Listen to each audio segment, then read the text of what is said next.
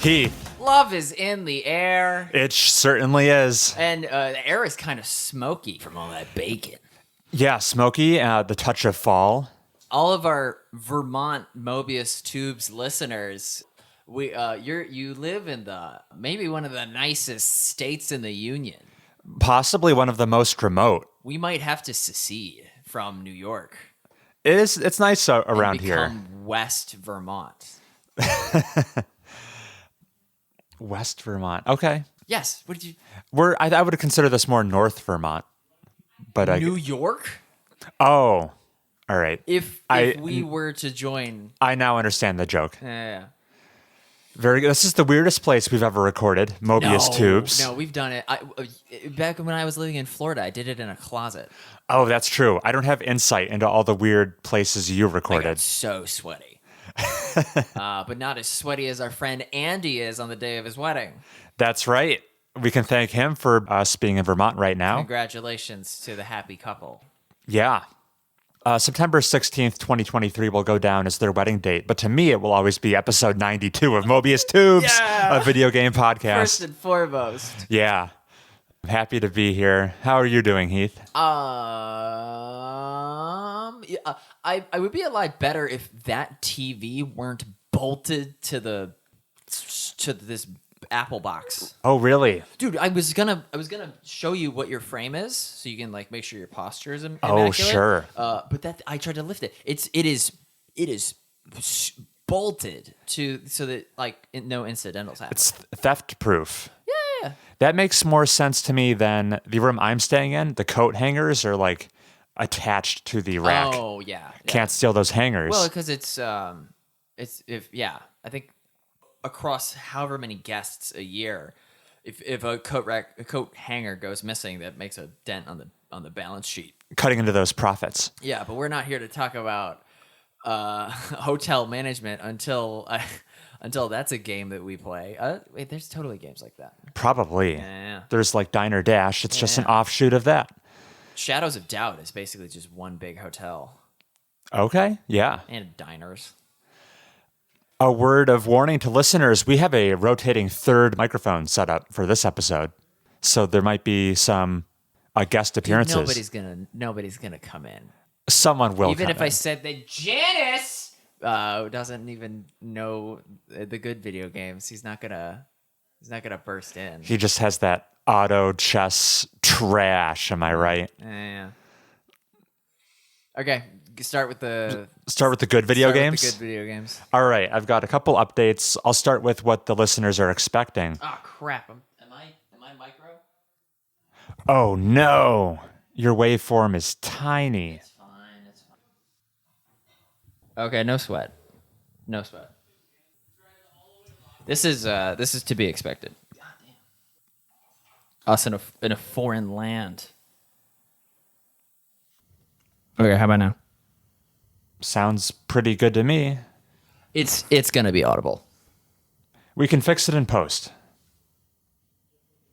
Okay, all right. Make with the podcast. Hey, I'm listeners. locked in. Yeah. I finished Sekiro, Shadows Die Twice. And like we knew you would. It wasn't a sure thing. Here's the most unbelievable part. Since we last spoke, I finished Sekiro twice. Uh-huh. Yeah. Like the shadow. We'll dig into that in a second. But first, I need to regale our listeners with how my integrity may not fully be intact anymore. What? You lack poise? I need you to pass some judgment on the shenanigans I got up to in order to complete this game. I have 3 offenses you need to render a verdict on. Here we go. So I was reaching the end of the game. I was in the final area, returned back to the Harada estate for some late game. Harada? Yeah, the Harada estate. It's like one of the noble families. Okay. It's just a proper noun. Don't worry too much about it. Okay, what's the game developer's name that's Harada? Is that Bayonetta's dad? The developers... Oh, the guy? Yeah, who's Harada?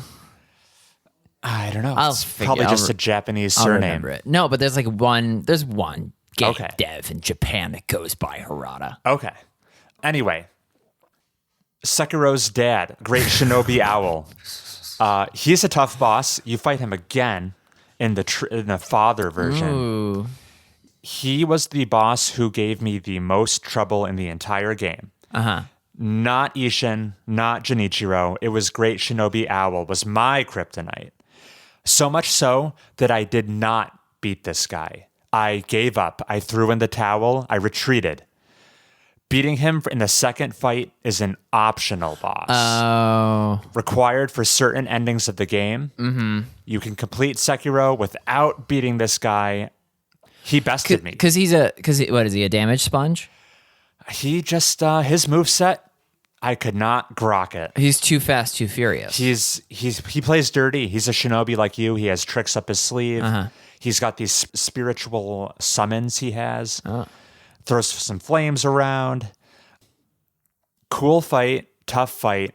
That was the peak challenge for my personal play style. Could not beat this guy. I threw in the towel. Maybe, yeah, admitting defeat. I think even reaching the point of deciding to surrender, just even making it to his fight is enough to get you the Sekiro clout. Perhaps. I bet a large fraction of players never see him since he's pretty missable. Yeah. Moving on, egregious offense number 2. This one's bad. Okay, so there's a boss in this game called the Demon of Hatred. Yeah. Very late game. Often criticized as being kind of incongruous with the rest of the fights in Sekiro. He is the guardian. He's the Doom Eternal guardian of Sekiro Shadow Stay Twice. A Marauder. Yeah, is that, yeah. That's the Doom Eternal. It's the shield guy? Shield guy. Yeah.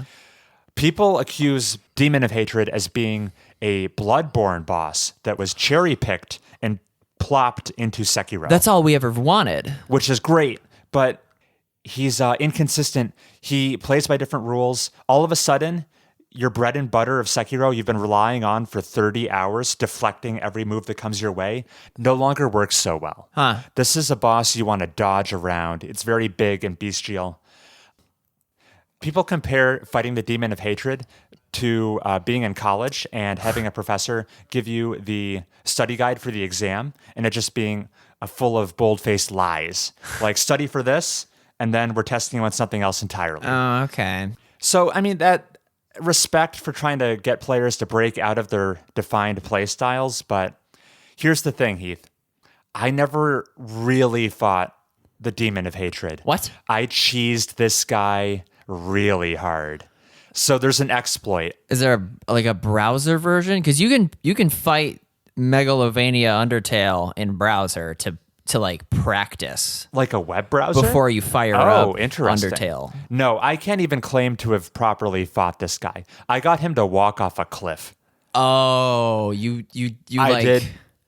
What is it, Tarkus? I did a little out of bounds shenanigans where I hopped on a rooftop, baited him over to the edge, right off the cliff he walked. That's bad. It was, integrity not intact. That's like, yeah. This exploit has existed since the game launched, never been patched.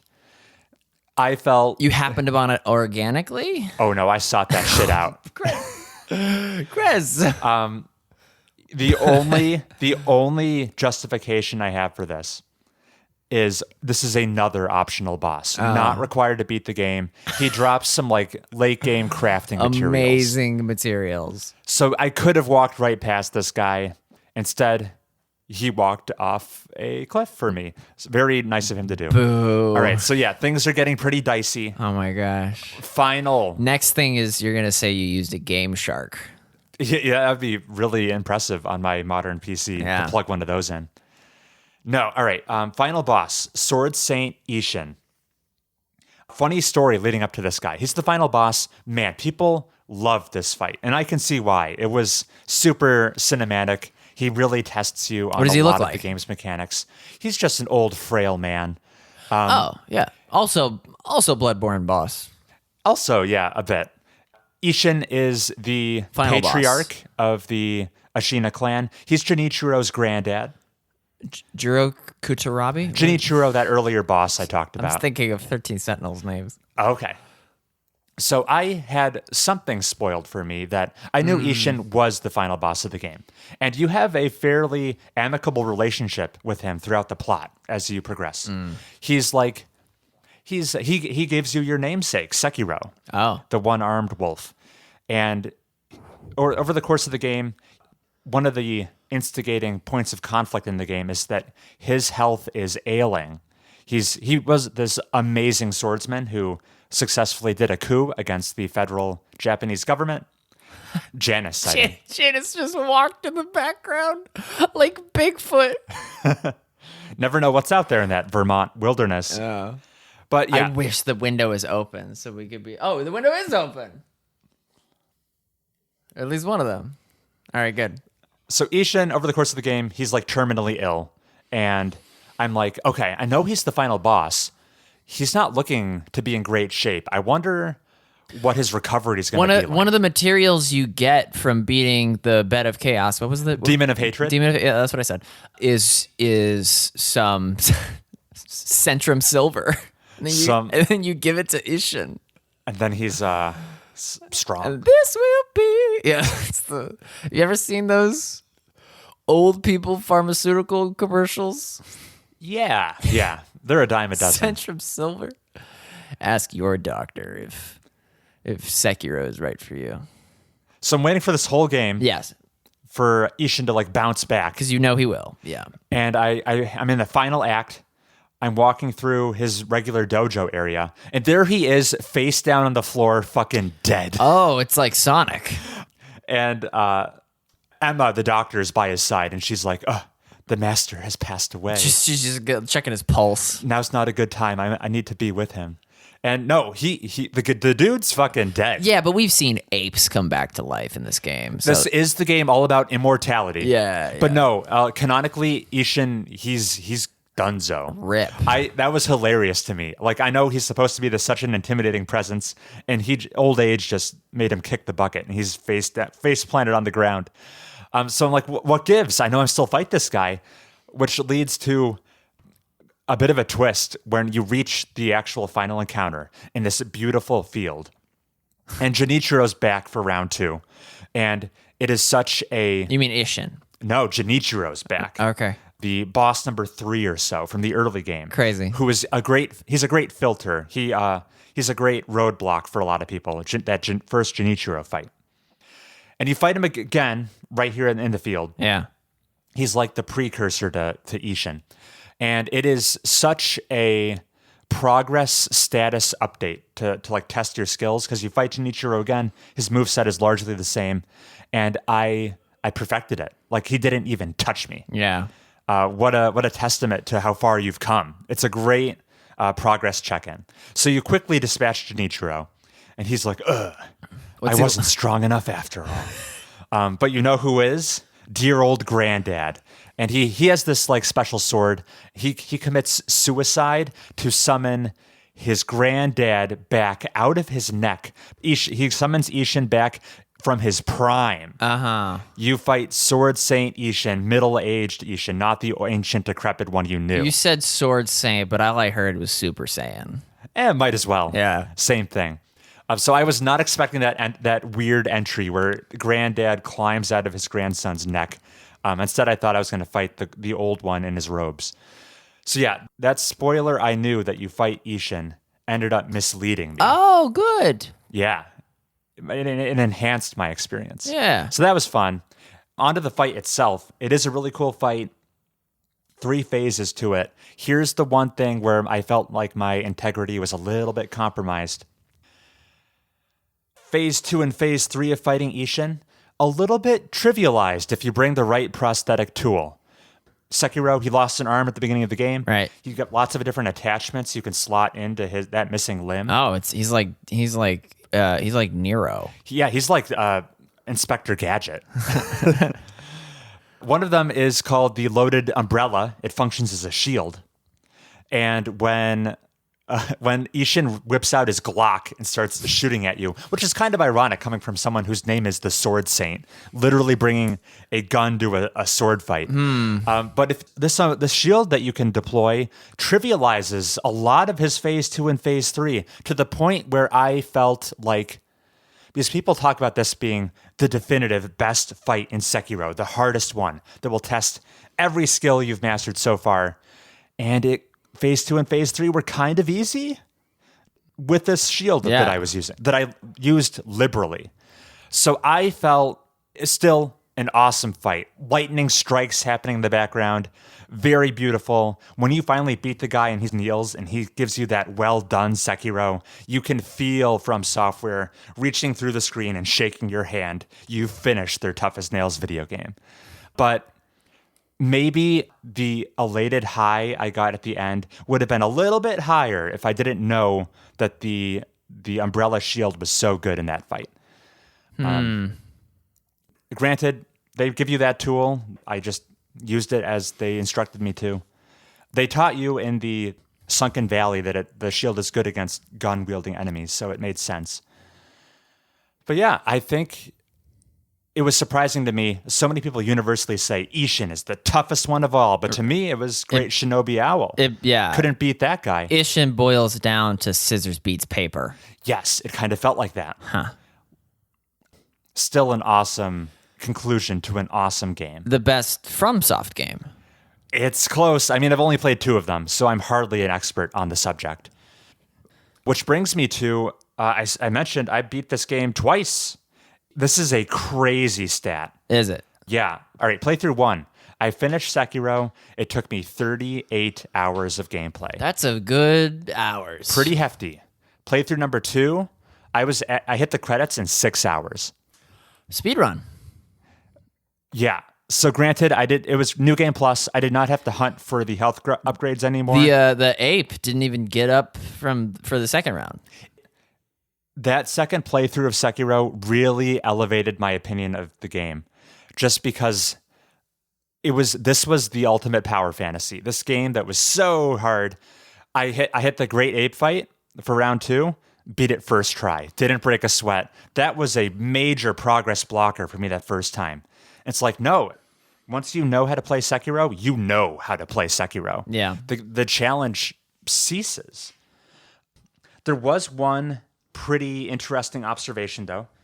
I think my favorite fight of Sekiro is that Genichiro fight at the top of the temple. Mm-hmm. When I hit it for the second playthrough, ironically, if you listen 2 episodes back, I was bragging so much about, I beat Genichiro. It took me 2 tries. Yeah, you were high on your own supply. It turns out I may have skated through that a little undeservedly. Oh. This second playthrough, Genichiro ironically took me 4 tries this time. Ooh. That first W I got against Genichiro, it was by the skin of my teeth. I was out of healing items. I was on my last drip of health. I think I just kind of Hail Married it and happened to beat him. I didn't actually master the dance Genichiro was trying to teach me. But on the second playthrough, when I was more proficient, I was getting a little cocky. I was like, this guy's a pushover. So I definitely made some rookie mistakes. He beat me 3 times. And then I'm like, let's get serious. Let's learn his patterns for real this time. And when I beat Genichiro in playthrough number 2, it went from being that dicey win I got in playthrough number 1 to a total cakewalk in playthrough number 2. I actually learned to beat Genichiro properly my second time around. This is like learning how to play an instrument. It feels that way coming from someone who doesn't play instruments. So maybe that analogy isn't so apt. All the 39 hours you put into Sekiro, you can play the harp really good. Yeah, how hard could it be? You have the tenacity for it. But no, I got the distinct sensation when fighting Genichiro that I learned his tells so well. When I saw him lining up for that thrust, it was as if the fight was progressing in slow motion. I was so ready for that Makiri counter. I was so prepared. The only thing he would occasionally get me with, I didn't master his arrow shot. But other than that, it felt like I was just responding step by step with him. And it was like reading sheet music, to make the instrument metaphor more explicit. I knew exactly what he wanted me to do. We will revisit Sekiro Shadows Die Twice when I'm never gonna play this. When FromSoft goes back to the well. Yeah, it would almost seem like a wasted opportunity for them to never revisit this combat system. So they should pull a Pokemon and make Sekiro the final boss of Sekiro 2. The way that I would like that. The way that Red is the final boss in Pokemon Gold and Silver. I'd be totally on board with that. right because he's supposed to be the best. That would tie in very well with the game's themes. There's a very cyclical reincarnation theme going on, which ties into the game's immortality storyline.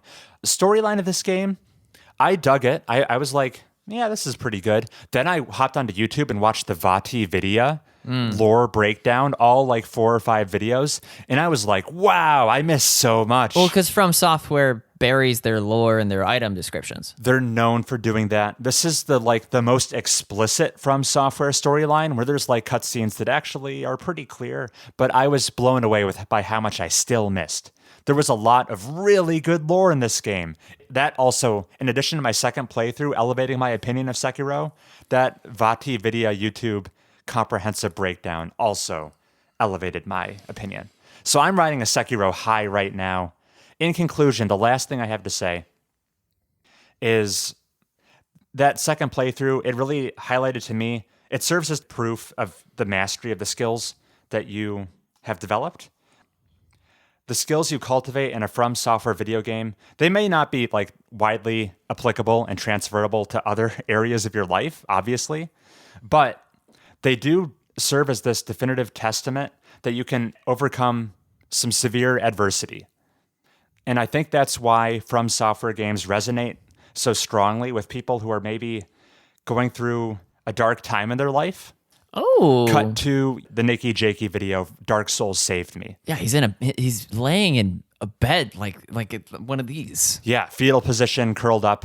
But when you do not have a lot of self-confidence or belief in your own abilities, to go through a From Software game, I think it could instill in you an ethos that, oh, I really can improve in life. This may just be a video game, but you have to put in a lot of effort to reach the end. And if you can apply that same mindset to something more relevant to succeeding in life, I think it will serve you well. And that's my final thought on Sekiro. Wow. Surely will show up on Chris's top 10 games he's played this year. Oh yeah, it's a lock. Nice. Great game. And that's enough Sekiro. Okay. Is there anyone outside? Should we try to get some shenanigans on that microphone? Yeah, you're welcome to. Close friend of the show, Janus, You gotta sit front and center. is making an appearance. Oh, You almost need to upskirt yourself. I can blur your face and pitch down your voice if you want to disparage. I don't even know what you guys are talking about. The topic is inconsequential. Oh, okay, gotcha. Let's talk about video game adaptations. You were like, hey, Arcane Season 2 release date leaked next year. Yeah, it's supposed to be at the end of 2024, I believe. Which you said was earlier than expected. Yeah, because since the first season took what was it 7 or 8 years? I think most people thought it would take another 3 or 4 at least. Do you think it's because they have a lot of the art style and character designs locked in? It could be a faster. Yeah, they probably turnaround. already have they have the most of the assets and before they. I don't know. Did you ever see the making of Arcane series? You've told me so many times to watch that. I did. Egg on my face. I have not seen it. Okay, yeah, they had to basically remake it a couple times from scratch. From scratch. Yeah. What was the cause of needing to start over? I think the story just sucked or something like that. Okay. Back to the drawing board. Yeah. Give me more reasons to watch the making of series on Arcane. Dude, it's so fucking good. Oh my gosh. Oh my gosh, you have to watch it. That's not okay, Chris. What's the total runtime? It's a YouTube series. There's probably totals of probably a couple hours. Okay. Yeah. Not a big ask. I don't think so. It's like movie length. Yeah, sure. It's so good. What League of Legends champion do you most hope to see in season 2? Oh, hope to see. Let's What's see. the Janus wish list? Well, I don't know. Like, I'm curious to see if they're gonna stay with the Piltover Zahn story, like just extend that, or if they're gonna jump somewhere else. Cause like, at the end of season 1, there's like a couple Easter eggs. For us like non-Zahn fanboys, give us like a 1-minute synopsis of the story so far. Zahn or is just premise. Zahn is like poor Undercity, and then Piltover is like rich people on the other side of the river or whatever. And then there's Literally just- divided by a big bridge. Yeah. Oh, it's just 8 Mile. I don't know 8 Mile. Oh, okay, all right. And then there's, just conflict, technology, something blows up, that type of fun stuff. You need to eat that mic. There you go. Oh, much better. Okay. Janice, why is immortality good? Yeah. Let's see. I don't know. I mean, I don't play that many video games, like designer fancy ass video games, right? Because I don't think it's even good. Janus's reaction to immortality was a healthy middle ground between ours. Yeah, I thought it was just like a straight up like 8 out of 10. And I hope Like, by it was the pretty end, fun. if you scrub through this video, the next immortality minutes, I hope that he scooches over to my side physically and figuratively, because immortality, it's ludonarratively dissonant how much it tries to break the fourth wall. I don't know. I'm not. Maybe it's just because you're like a movie buff. Maybe to us normies, it's like great I mean, because it's like the perfect amount of like, oh, this is so meta. I mean, this is like, so. like M. artsy. Night Shyamalan But since you like live in that never, artsy world, never like, it just stares feels into fake. the lens. M. Night Shyamalan's twists are always grounded in like the real twist. Like you've seen The Sixth Sense, right, with Bruce Willis? No, but I know the twist. Okay, but like Bruce Willis never like looks into the camera and is like, "You're dead too." Like fuck off. No, the end was a little bit cringe, I will say. But like, I don't know. The experience is just pretty fun, pretty enjoyable. It's a fun puzzle. All right, I guess the scrubbing was to no avail because Janus remains locked in I place. mean, what was like my comment in like You that need to Discord hide those chat? feet too, or else we're gonna. We have I'm to charge. I have so many donations that are just Yeah, we've spawned. never made that much money before. It's just like, it's just a weird story about like two people who got bored of fucking, so to fuck interestingly they just pretended to make stories or something. I don't know. Oh, what? I'm a little hazy of the details. immortal aliens. Yeah, from, yeah. They just got bored of fucking. I found so Heath's they just Discord post. Or I found Janus's Discord post Oh, okay. on Make immortality. him eat his words. According to Janus, I can see both sides. I do think a lot of Heath's frustration is from the controls and not knowing the whole plot, much more than the 15% he claimed to miss. But yeah, the overall one other plot is really kind of mid. It can definitely be seen as pretentious, artsy-fartsy. The whole "we want to teach humans to create stories" is kind of weird. The whole "now the viewer is now inhabited by the one" isn't pulled off that well, in my opinion. But the process of discovery and production value is just too good. The behind-the-scenes plot is still interesting, even if there wasn't a real payoff. 8 out of 10. Good video game from Janus. I totally forgot about the controls. I wouldn't have mentioned it had you not brought it up again. Yeah, put Heath on The blast. paralytically difficult. Bailey's in this zip code. I should totally bring her in to back me up. I can't comprehend the control issues. They were totally adequate. We were scrubbing. Yeah, you scrubbed through the video. Anyway, that half of that blurb was Janus, so I want him to Janus, tell me that your opinions have evolved and now you're How now could you've they come evolve? to I the- haven't played it since then. Yeah, me neither. Yeah, like and not even. I barely it remember Fails, it fails as like a found footage, her storytelling lies video, and it fails as like a spooky Halloween video game. You wouldn't queue this up for like a hot date on October 31st. You'd be playing a spookier, different spooky game. It's pretty spooky. I was scared of that. Okay, maybe you would. Yeah. Yeah. All right. That game had me on the edge of my seat for its entire duration. Yeah, my first secret scene was like one of the more gory ones. So I was just like, what the fuck? Okay, maybe it is perfect for Halloween.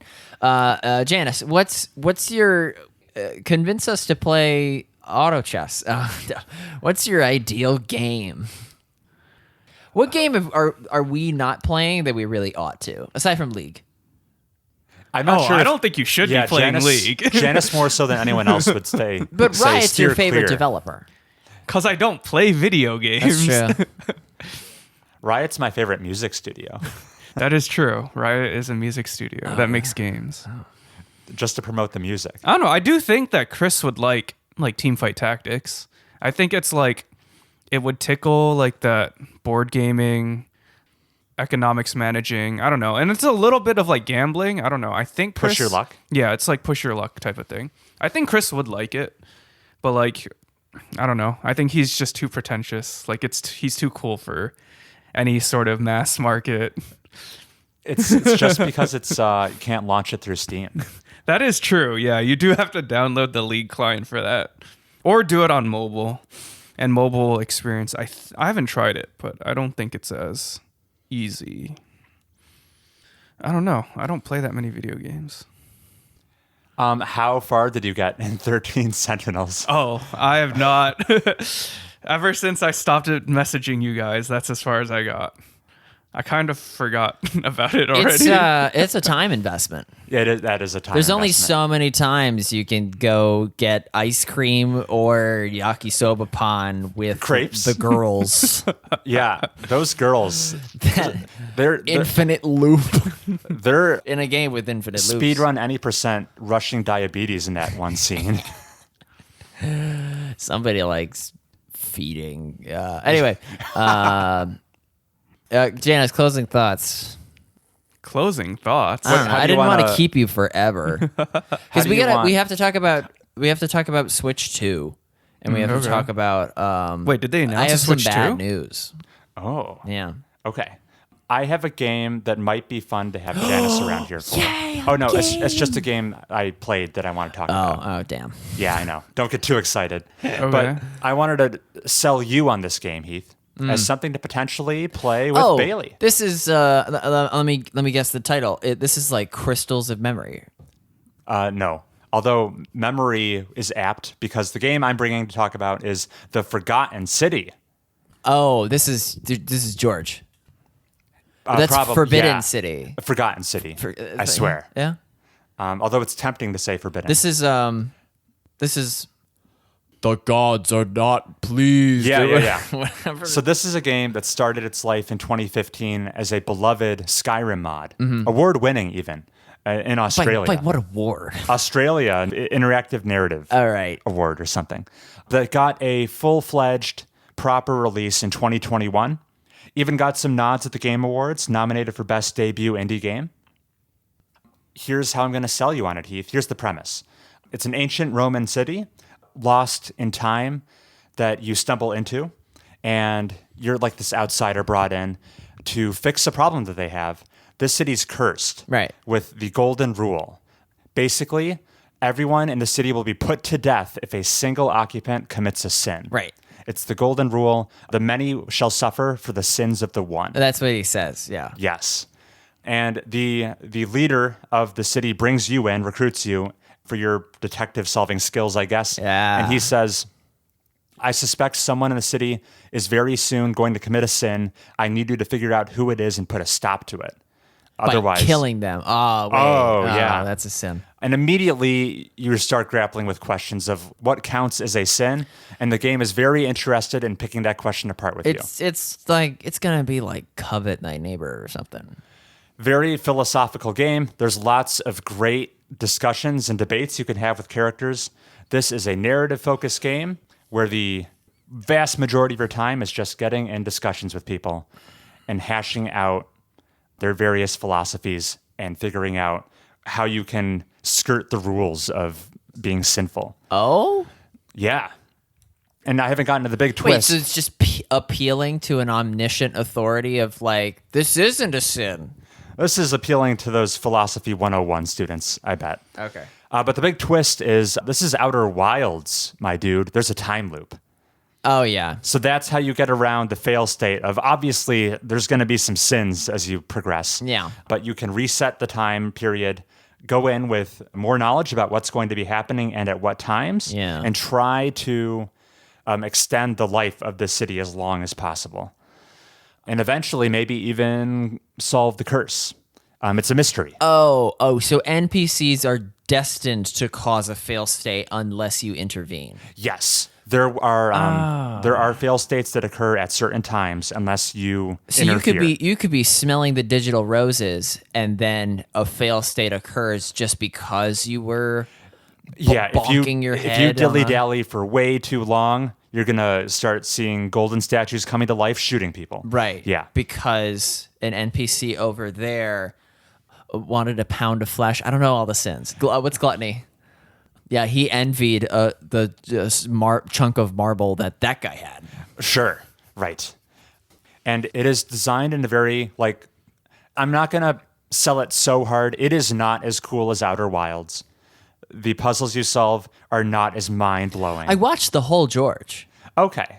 So you're somewhat spoiled on this, I would have to No, guess. I know like the premise. I know that the voiceover that the Okay. guy does. Cool. And I know that everybody kind of stares at you with Bethesda eyes. Yes. That's the roots You as a want to talk Skyrim about mod. Starfield? Have you seen that? I've seen the vacant stairs you get in Starfield, yes. Janus, you know Starfield, right? Yeah, I've heard about it. The problem with Bethesda game characters and during dialogue is they never break eye contact. No matter what So it's like Danganronpa. what way they're. I haven't played Danganronpa. No, Danganronpa. Oh, you're doing the tiny bear that always looks at you. Well, like the 2D Danganronpa's sprites when not you're walking 3D. around. Not nearly as uncanny in Danganronpa, since they're 2D Yeah. cutouts. Yeah, but the 2D animation. cutouts like turn. It's kind of funny. Right. They're always orienting towards you. Yeah. Okay. Oh, okay. But far more creepy when it's a photorealistic 3D character model in a Bethesda So it's game. just the eyes that follow you, or just like they turn their heads, or what? Now as soon as you bring it up, I feel like it can't be unseen. Chris, we might dabble in the Forgotten City. What's it called? Forgotten City. Okay. Ironic that you would forget. Let me try to sell you on it harder. Yes. But you're right. If I'm throwing some nitpicks out there, I'll get those out of the way. Yep. Its roots as a Skyrim mod are apparent. It has indie game. It looks pretty good, especially for the fact that the core team of developers called Modern Storytellers is basically just 3 people. It's like a Team Cherry. Yeah, same size as Team Cherry. But production value is pretty good, especially given the budget behind this game. The only other criticism I have are when the game occasionally has action segments of some running around, some light stealth. Platforming. You can tell the game wasn't really designed to be an action romp. It's a very slow, methodical game because I was experiencing some wonky collision detection. I get caught on things on the environment. There's this one jump you have to do in the game that it feels very reminiscent of trying to hop your way up a Skyrim mountain in the most janky fashion. As long as there's no Outer Wilds sand is filling up and you got to get through that door before you're already at like the top of it. Right. The time restrictions are lenient in this game and It's 22 minutes, I reckon. longer than that. Oh. Much longer. Oh, because dialogue. Wait, 'Cause does dialogue. dialogue. Because you can freeze time in Outer Wilds, the reading portions. Yeah, I don't know if dialogue freezes time. That might not have that I don't think it accessibility has feature. that. But yeah, those are my only real nitpicks, though. The story and premise, rock solid. Let me try to sell you harder. The very first decision you make in this game, super fun. A character asks, "Who are you?" at the very beginning. And it's kind of like your opportunity to pick your character class, but they're wildly asymmetrical and all goofy. You could be the archaeologist who, when you're exploring Rome, you occasionally get extra helpful lore information about Roman society. which could help you solve puzzles, maybe. I like that. You could be the undercover agent. They just give you a gun. You've got a gun item you start the game with. What good is it? Right. You only have 10 bullets in your gun that need to last you for the entire runtime of the game. So use them sparingly and wisely. How do you? Okay, it must list the sins. Never does the game list the sins. But This is where the time loop comes in, so you can do trial and error. okay. Just shoot somebody right off the bat. Right off the Is bat. this a sin? Yeah, let's find out.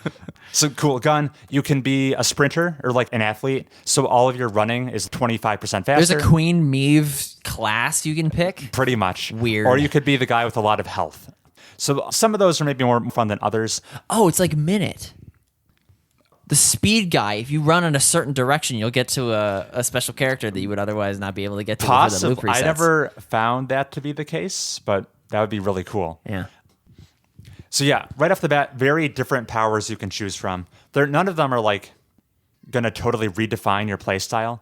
I went with the gun, and let me tell you, in a game where you can't commit sins, the gun wasn't super helpful. Yeah. But the comedy value it brought to the game was immense. Well worth it. Because people are aware.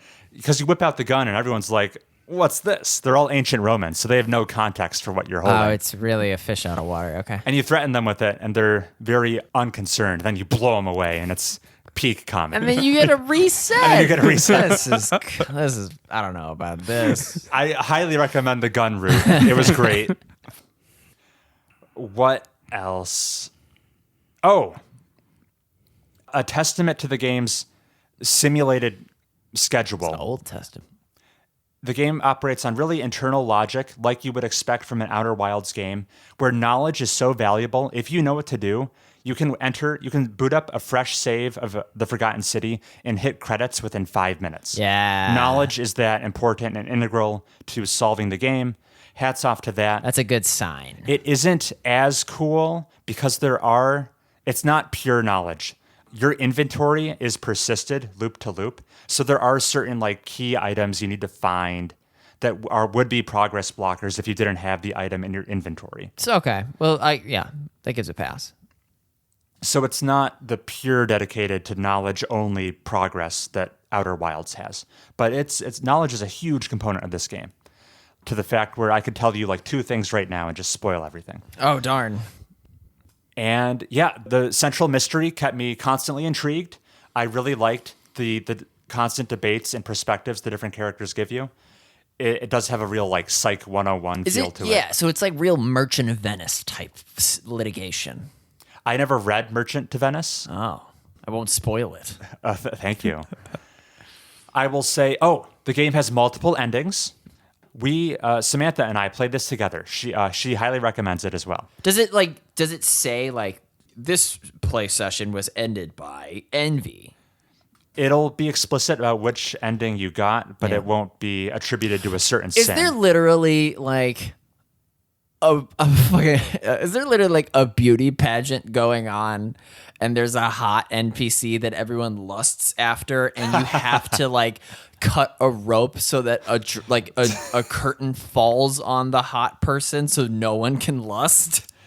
No, nothing like that happens. Wild and wacky Romans. I will say there's some cool moments where you'll think a character outright just lied to you. Mm-hmm. But then if you pay attention to the way they phrase things very closely, they leave an out for themselves to still be deceptive. Oh. Yeah, you have to pay very close, well-written dialogue. Oh, Great scenario half-truths. writing, half-truths. Oh, what was I going to say? I feel like we have to. The endings. We stumbled across an ending. The first ending we hit was just at the 3-hour mark. We kind of like fell into it. Yeah. To get the game's canonical ending, the total runtime was about 7.5 hours. Ooh. And this game kept us hooked. We basically played it in 2 sessions. We were that compelled to keep playing. For the game's finale, I could see why some people would think it maybe felt a little bit contrived, but I thought it did a good job in universe explaining all of your lingering questions and closing all the loose threads and providing like a justification for how this city trapped in this golden rule loop could exist that way. So yeah, big recommend for the Forgotten City. Ooh, I big loved recommend? it. Big recommend. Huh. Yeah, we flew through this game. We couldn't put it down until we saw every ending. In fact, after we got the canonical ending, we kept playing just to get the endings we missed. Ooh. Fun side content, memorable cast of characters. Oh yeah, just to mention, there's about 24 people living in this Roman city, and you get to know all of them. Yeah. They become a very fleshed out cast. And yeah, that was all the praise I had for the Forgotten City. What do you think, Janus? Sounds a lot like the praise he gave to Immortality. Yeah. Am I telling you a lie right now? Oh yeah. the If Heath would have issues with this game, they would not be nearly as severe. There's nothing as meta going on here as Immortality. I'll be the judge. Yeah. What do I play this game on? It's on Steam. It's on... But not on Mac. Good question. It's got to be on your PC, right? Probably. That's my segue into my bad news. Lay it on me. I took my PC to Best Buy for repair because That's your first mistake. You think I can like slot out a motherboard easily? Wait, Yes. there's no PC repair that doesn't warrant a Best Buy visit. Here, let me finish what I'm saying, and then I'll go. Okay, so I blue screened and I ended up with a DPC watchdog violation. And I looked it up, and Watchdog violation? Yeah. That's the name of the error code. And so I was like, okay, this most likely has to do with updating to Windows 11, which I thought I needed to do to make Overwatch work, because my coworker that wanted to play Overwatch, it was flickering nonstop. I needed to disable SLI because I'm one of those 2 game card people. Yeah, that's crazy. I'm jumping ahead a little bit. When I got that PC, could you have seen the writing on the wall and said, game cards and SLI, that's never going to stick around? It did feel like SLI was on its way out years ago. I don't think modern cards even support that. No, they feature. don't. Case in point, Windows 11 does not support it, Damn, and okay. NVIDIA phases it out. So, and I learned all this at Best Buy. Long story short, my SSD was reaching its end of life. It had been 5 years. Okay. So, like, oh man, I need to back up my SSD. yeah, maybe. I also there might also be external factors that shortened its life. So I got a new 2 terabyte SSD when the guy repaired it. The backup, it backed up all like my important files, like my work files, but they did need to install a new Windows client. I went back to Windows 10 on my C drive to make the computer boot. I lost my Mass Effect progress. What? So Wait. Steam has cloud saves. when I open Steam, it says install. So unless you think it's going to cloud save you everything, might be okay. You might be okay. It's 3 games worth. You might be okay. You think so? You haven't tested it out? No, not yet. No, install the game. I got my PC back Thursday. Okay, and then you promptly left Friday. I promptly plugged it in so Bailey could Dreamlight Valley for a microsecond. And then she's like, you need to pack, because I had not gotten my suits yet. And I was like, oh, I'll be fine. All right, I don't want to blue ball you with false hope, but this might not be the critical failure you think it is. Darn, because you know what I was going to set up? What? I was going to say, I'm so mad that I lost my Mass Effect progress. How do I express this rage? And it would have segued into, I'm starting back at Mass Effect 1 Renegade option. Oh my I'm so mad. And so that would have colored my Mass Effect 3 ending. No, the game install files are definitely, you just need to re-download those, but your actual save... I thought that Dreamlight Valley's progress, which I also had to reinstall, was saved because of cloud saves via Game Pass. Yeah, because that's like a service I game. have no Mass Effect Game Pass, even though that's available. It's just Steam. Steam might save your butt. I know that my Jackbox games have cloud saves, which is nonsensical.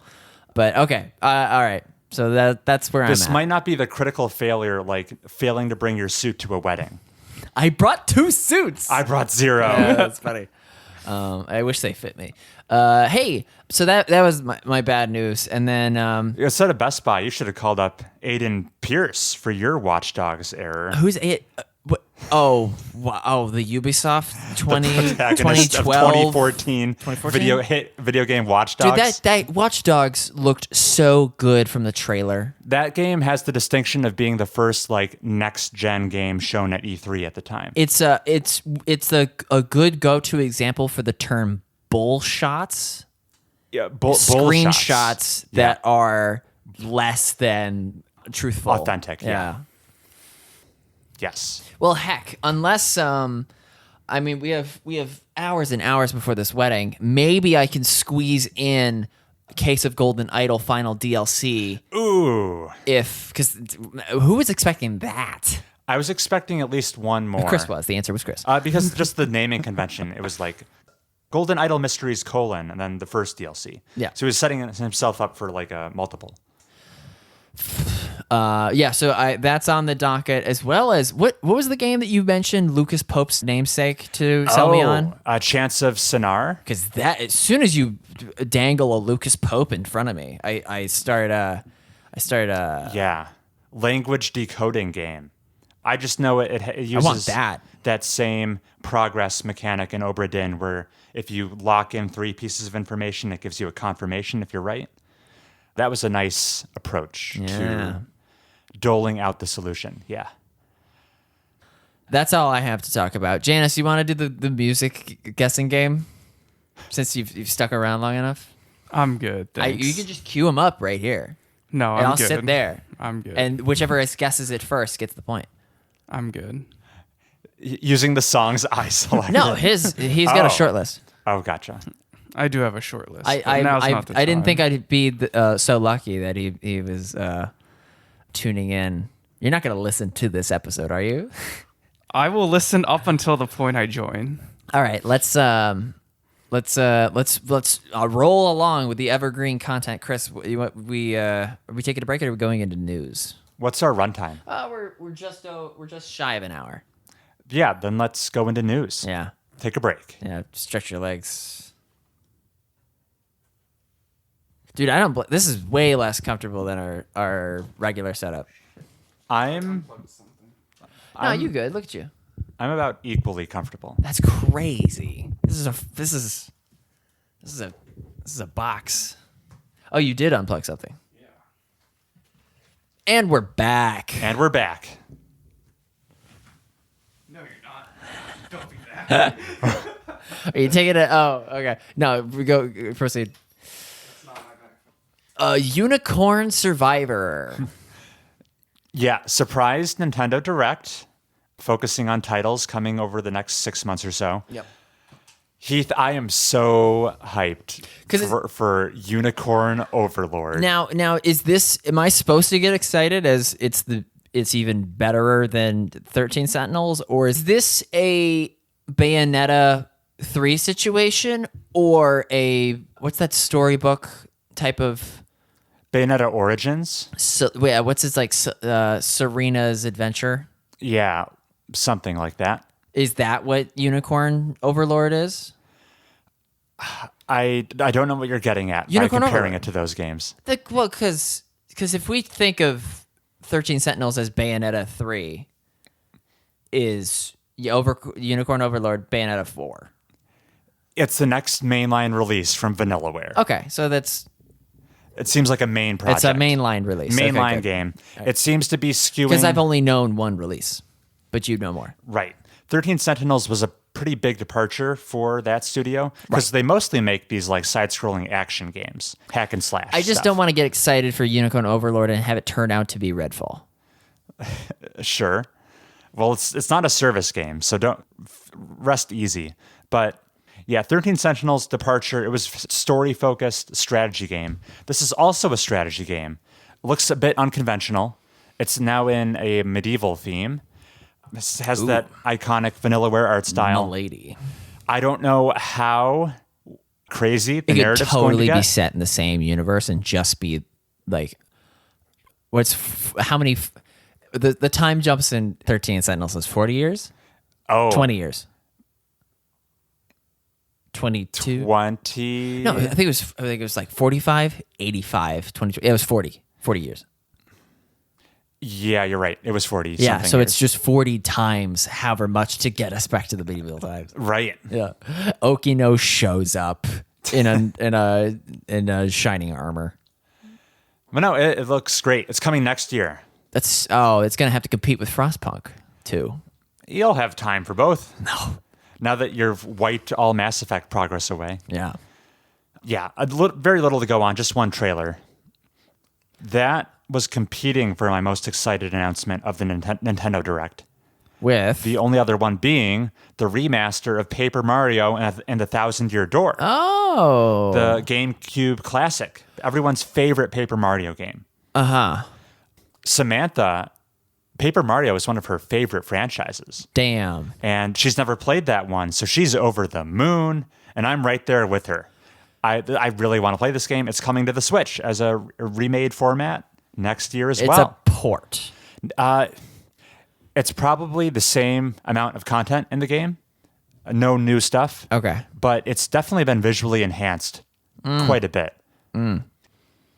It's not like they took a lot of liberties with the art style, because if you change the Paper Mario art style, you kind of lose the point, right? It's supposed to look like paper. Let's make the Paper Mario look like Yoshi's Woolly World and really screw with our fan base. Right.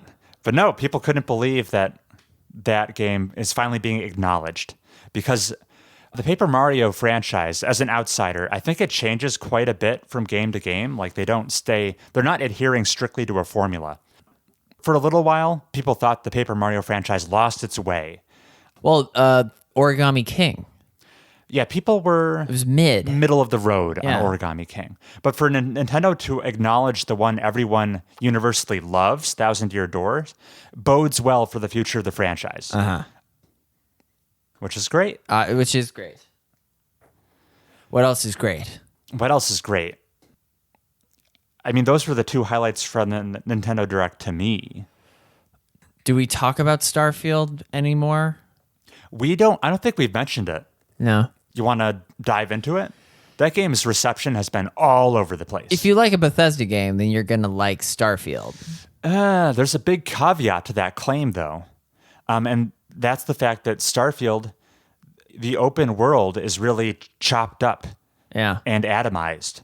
Because, to me, the big appeal of the Bethesda role-playing game is pick a direction, wander to your heart's content. And you can't do that in Starfield. You have to load into smaller, distinct maps that are planet by planet, that are all significantly downscaled in size, because of course there's so many of them. They can't all be Skyrim size. Chris, you fast travel in games more than I do. It's the Maybe. same. It's effectively the same thing if you were to fast travel from Markarth to Morrowind Right. versus space warp from the Cantina to Mars. Hey. Hey. We're talking about the latest hot game, Starfield. Well, we're gonna switch gears. Bailey, aren't you happy for cloud saves? Yes, they saved my life. Here, you grab the other microphone Where's the other? and put on the headphones. Where's the other? Wanted to meet. Is on his way Wanted to meet us at 11:45 at the grill in the front. in the front. we can do that. Yeah, we'll be there. We'll put the music segment. We'll do the music segment later. Deal. Yeah, that's ideal. Yeah.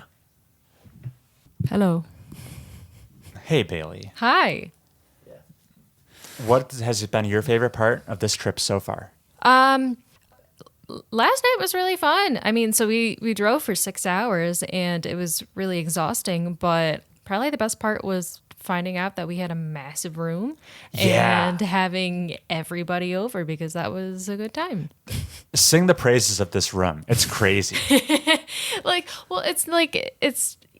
It's crazy because we walked in, there's like a full kitchen, there's like this huge sectional and like a dining area, and then there's this bedroom with 3 beds in it. And then we walk around to find out that's not even the best part because there's a master bedroom with a freaking jacuzzi. Your non-master bedroom had more beds than the room Janus and I were sharing. That is insane. That is, And it costs less. and it costs less. What the heck? Yeah, you flexed on us. Yeah. Your bathroom with the big tub has a TV in it. Yeah. Just in case. For the listeners at home, imagine the summer retreat that's in Dirty Dancing. That's where we're staying for Natalie and Andy's wedding. That is very accurate. You had in-unit washer and dryer. Yeah. Which we ought to fire that up. Yeah, actually. Oh, we can clean our stuff before we go home. This is going to be great. Yeah. This is going to be great. I am thoroughly impressed with this room, and I had no idea what we did to get it, but Yeah. Just had to sell your soul, yeah, I'm I guess assuming. so. Well, I mean, like, I don't know, because we paid less than, I don't know. But it was very fun. It was very fun having, like, being able to, like, host everybody and have everyone Yeah, over. That's it was fun. ideal. Yeah. What are your observations from the Resistance games last night? Been a long time since we played the Oh Resistance. my gosh, it really has. The first 2 games were stinkers. That was crazy that happened. Oh yeah. If that was our first time playing the Resistance, I think we wouldn't have drank the Kool-Aid. Right. But then we salvaged it with the back 2 games. Yeah. Yeah, I agree. I feel like no one has really changed because like the last 2 games were like definitely how I remember everyone playing the Resistance before. It was such a throwback. It was. Everyone's wise to the act. We played with 7 people. I think you could go higher. Yeah. If everyone's as seasoned as we are, you could get like 8 or 9. I think 7 to 8 is probably ideal. And go just buck wild with it. I was so impressed with Janus being able to identify when I tried to start off that second game with rock, paper, scissors to benefit the spies. Oh, you're totally right. So he wouldn't pick up the commander role right after the spies And were he goes, seated. "No, Justin starts, right?" No, he Or no, said it was him. It was Yeah, it was him to him. start. Him. Yeah. He caught that So immediately. he was. Yeah, it wasn't. It was almost He was the commander, though. like Chow centric of him to do so, but yeah, it was like self-preservation. Yeah, he was not tricked by my attempt to skew the results. In retrospect, we should have played Skull and let me troubleshoot the HDMI for a half second more.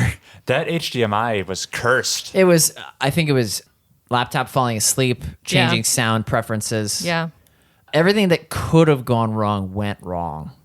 But we still had a great monster-seeking monster. Exactly, because you got it up and working, and it was great.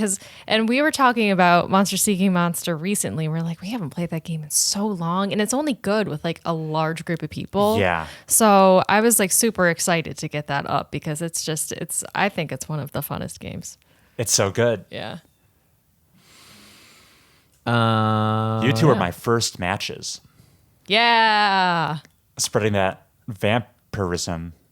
Yeah. That was smart for you two to start pairing off so you didn't spread it. Right. Yeah.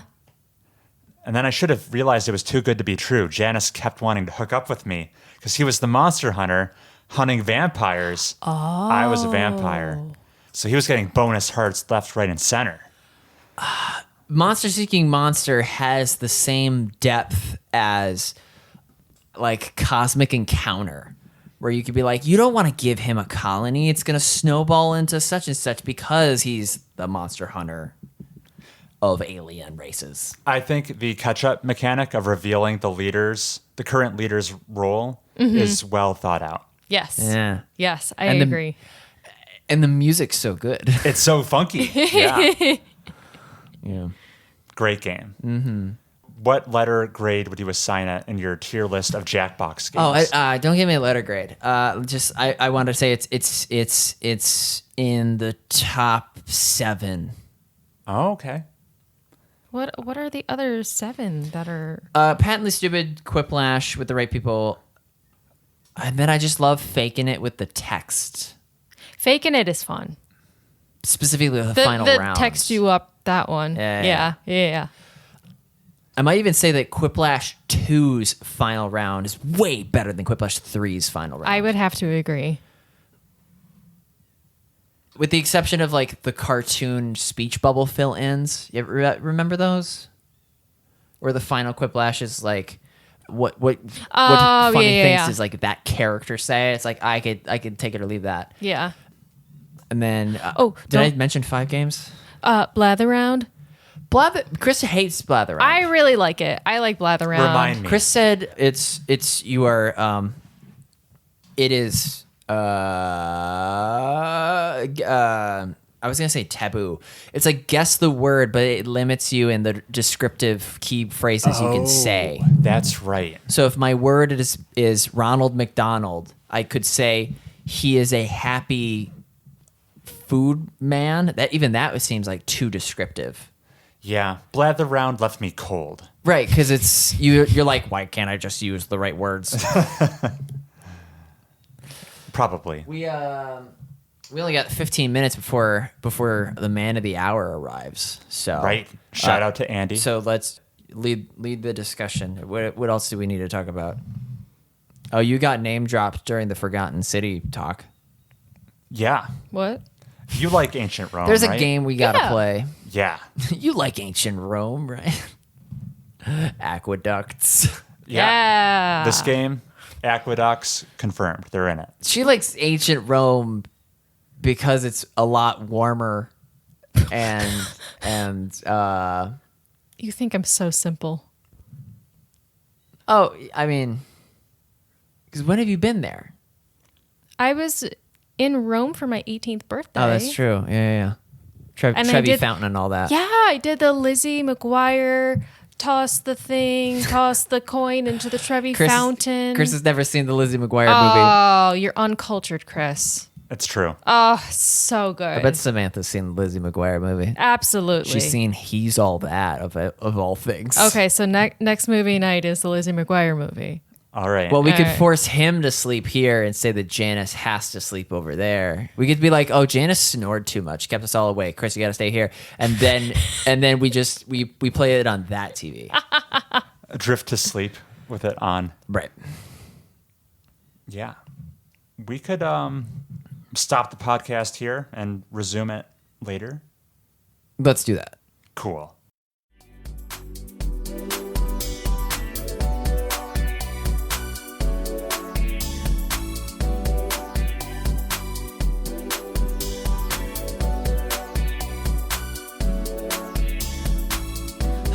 Yes, we're back. We're back. Lead the way, Chris, because I got to do some clerical stuff. Not a problem. Yeah, I won't try to maintain the illusion. We're back over a week later, filming a pickup segment I have an eye patch for the audio listener. to believe it or not, while we were at a wedding, we had to attend the wedding, so we had to stop the recording. Imagine that. But here we are. And I absconded with the bride. Yeah, it was quite the ordeal. That's rude. Natalie and Andy are very happy. Yes. But that's fine. To you, the audio listener, it's like no time has passed at all. That's right. We're going to be recording. Which volume of Mobius tunes would this be? This is 92 part 2. I know, and episode 92 part 2. First Blood. But which volume of our music segment would this be? Oh. Volume 15? Oh, that's Somewhere around there. right. Mm-hmm. Yeah, I'll pipe it in if I'm not lazy. Sure. Heath I'll just vamp for another minute or so. Fortuitous that we delayed because this past week, full of juicy leaks. Microsoft just leaking all over the place with all of their internal documents they accidentally uploaded to an FTC court website. We don't need to go into it. This will be old news by the time people listen. But Ever Brown. I'll just say I had given up hope on ever seeing a Dishonored 3, so I was tickled pink when I saw Dishonored 3 was at least on a slideshow in Bethesda. That's crazy. Yeah, a very out-of-date release calendar. It was listed... Out of date. Yeah, So out of like date. it's as hopeful as like any Titanfall sequels. It was on a Bethesda slideshow presentation in the year 2020. Bethesda, makers of Dishonored, the same way They publish it. George Washington was the maker of Me. Yeah, it's Arcane was Bethesda's studio. Now they're all under the Microsoft umbrella. But I was just pleasantly surprised to see Dishonored 3 was something they were at least throwing the idea around. More rats. Yeah, could we just need to just give me one more Dishonored game, explore one of the islands we haven't seen yet. Oh, and that island is going to be Everglade Island, where it takes away all your gear, and Anton Corvo has to do Breath of the Wild style puzzles. Eventide Island reference. That's what I said. Yeah, exactly. Eventide. That's enough leak talking. Heath, you want to do this music segment? Mobius Tunes is the music segment where we have 5 songs increasing in esotericity, and it's up to the opponent to guess the game from which those songs first appeared or last appeared. You get 3 points right off the bat if you're able to guess the song right off the bat. If you need a hint, you earn fewer points, and if you need the other person to say the title of the song, it's 0 points. Beautifully explained. Yep. Yeah, we've done this segment a whole bunch. It's a fan favorite, as far as I know. So, Heath, you want to be in the guessing chair, or? Yes. Yeah, let me guess. Okay. Yeah. Then we'll go with my 5 song selections. Heath will try to identify them. All right. Wish him luck. If this ear rapes you, it's because I didn't bother to normalize gain on any of your songs. So, more exciting for me. yeah. Okay. Ready? Song number 1. There it is. Mass Effect. Oh. Easy clap. I thought this would be pretty easy. This is Norman Reedus's Death Stranding. It is. This is Lullaby. Did you crack open a fresh copy of Death Stranding to relive this moment? I've only experienced it the one time.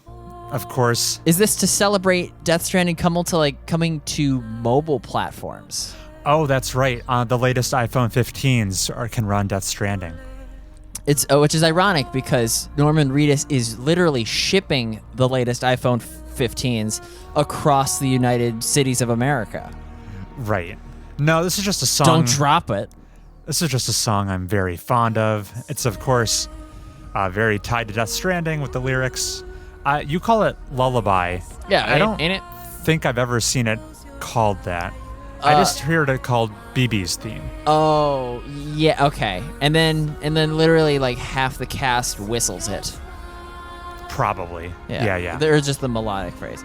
Yay! And much in the way that Chris gives likes, he gives me 3 likes for getting it without a single hint. Yes, 3 points for Heath.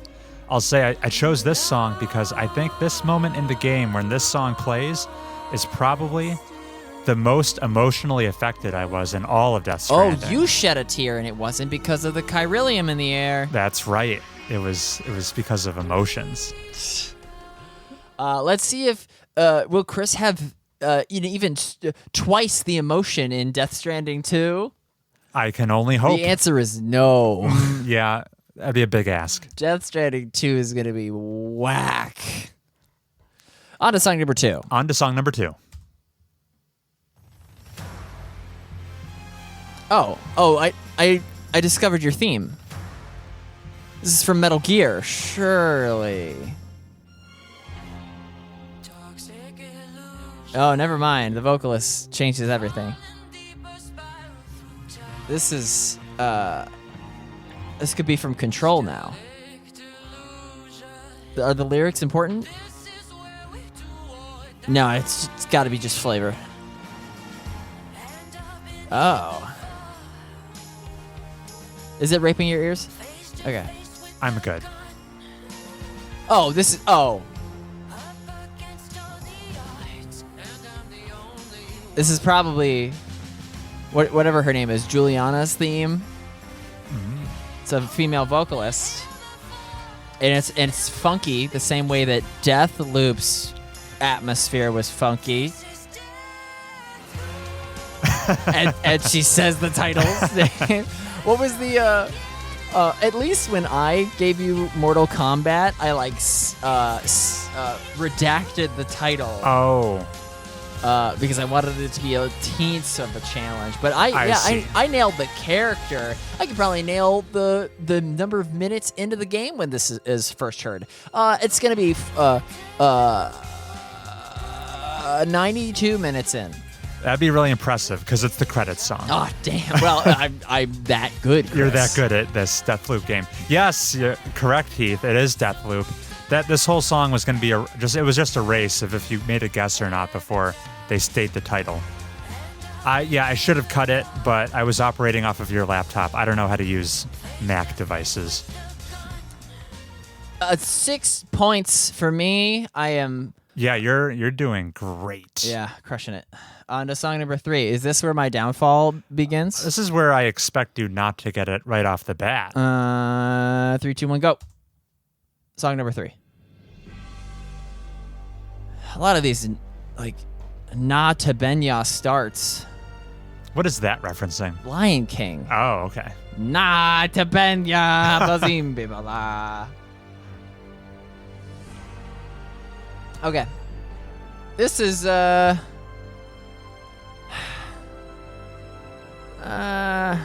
is from Grandia. Remember that game? Not really. Hey, this is wicked funky. Oh, Bayonetta 3. It gives strong Bayonetta 3. Unless this is this supposed to be like a Nier Automata opera singer?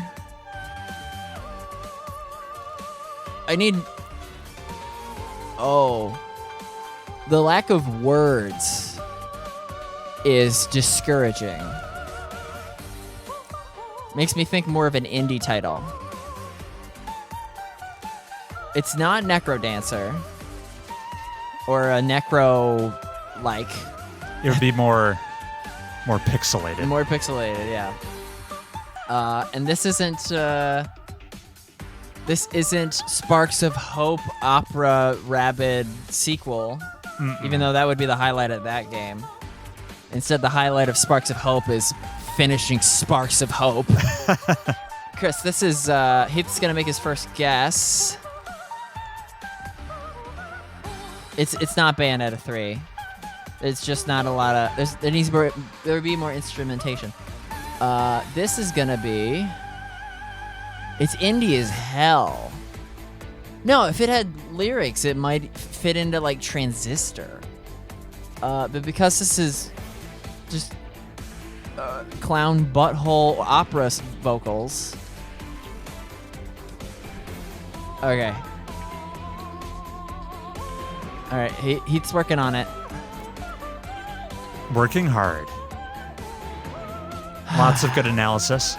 This has got to be from. This is like a boss. This is like a first level boss. This is like. It's too techno to be like Hollow Knight. Fine, give it to me. Crypt of the Necrodancer? Incorrect. All right. Off the bat. All right, the first hint I have prepared for you, Heath, is while the character giving this performance during the game is singing, little demon hands with glow sticks raise up from inferno to sway with the rhythm. Little demon hands with glow sticks. Yeah, it's really goofy. Raise up from inferno. From inferno? From inferno. To wave around. Well, I had to fall somewhere so that Chris could not accuse me of listening to these during the break. You did have a week alone with my music selection. Let's talk about hands. Bayonetta has hands, and I'm not saying it like Cesare. What's her name? Cereza? Cereza, yeah. Cheshire? Yeah. What do you mean? Call her Cesare. I'm talking about like the Umbra, like the big monster creepy thing that she controls has hands. Sure. That would come from Inferno. I'm not Okay, glow sticks. This game has to be so rhythm focused. It can't be Pyre. Even though Pyre is fire and it's culty enough.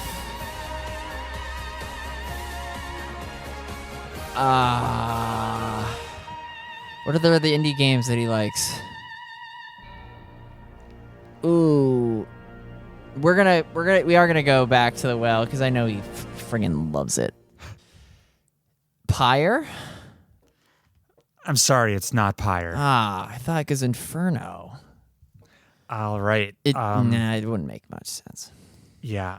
Final hint. Final and bestest hint. Bestest hint. If you hop into this game's settings, there's an option included called Naive Angel Mode, which disables all the fan service in this game. Oh. Chris thought that would be a suitable hint number 2. Naive Angel fan service. Oh, well, crap.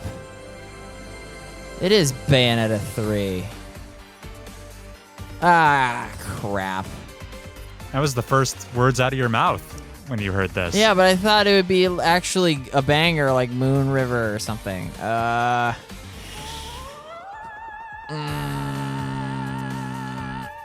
Naive Angel. That means nothing to me.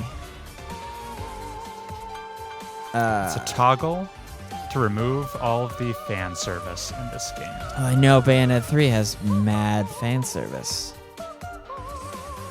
What other games have fan service? No, we're circling the drain, right? All right, I'm gonna fade out on that. Bayonetta 3. Correct. Piss. You got it. I was so worried you were going to get it right away. You know what? I should have got it right away. I thought Inferno was a key word that would get you on the Bayonetta line of thinking. My coach in my corner is like clapping his hands. He's like, "Let's go, baby! Retake those!" But in the back of his mind, he's just dabbing his forehead with like a washcloth, just be like, "God damn! You should have trained for this." An entire sponge to mop up all that sweat. Yeah. Well, you got a point, Heath. I got 7 points. 7 points. Should have been 9.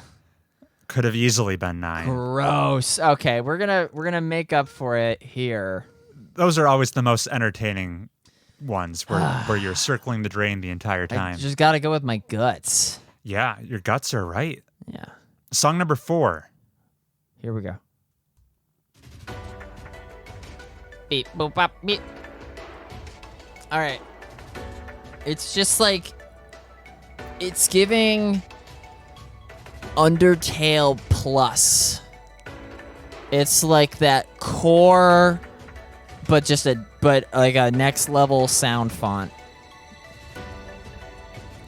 This is just it's not character select, but it might as well be you're gearing up your mechs before they go into the Aegis Rim fight strategy matrix.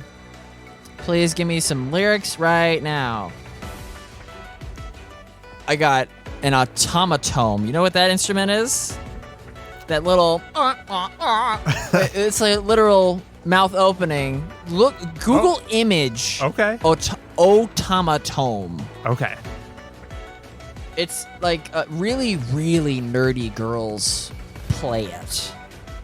And only really nerdy girls enjoy it. Oh, like Yeah, that little anthropomorphized... this thing. Yeah. Oh, man. And, I've listened to a cover of Evanescence, Wake Me Up Inside. Or no, Bring Me to Life, that's what I should have said.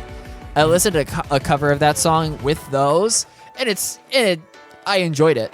But just for the novelty. You're it is right. Straight novelty. You've got to be a huge nerd to put one of these to your lips. Or anywhere else. Gross. Gross. Okay, so the Vox drop is what I'm calling that part of the song. Sure. The Vox drop is helping me a teens. It's, I mean, which are you flaccid thereby? Yeah.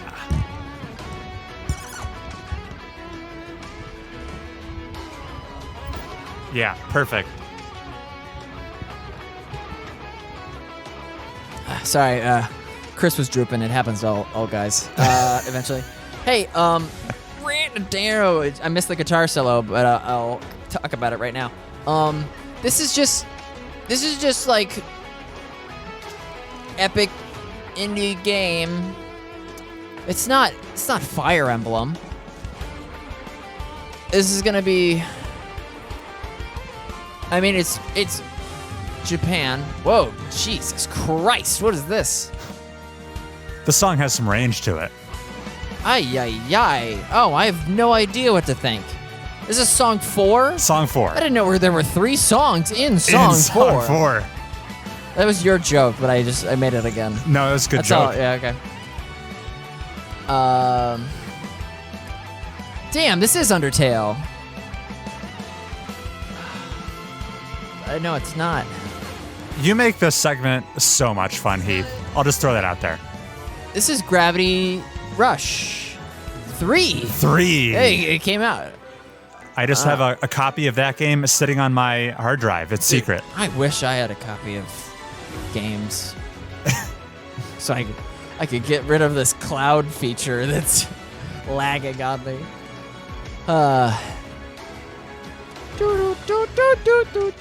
Okay, this is damn, this is just Aegis Rim.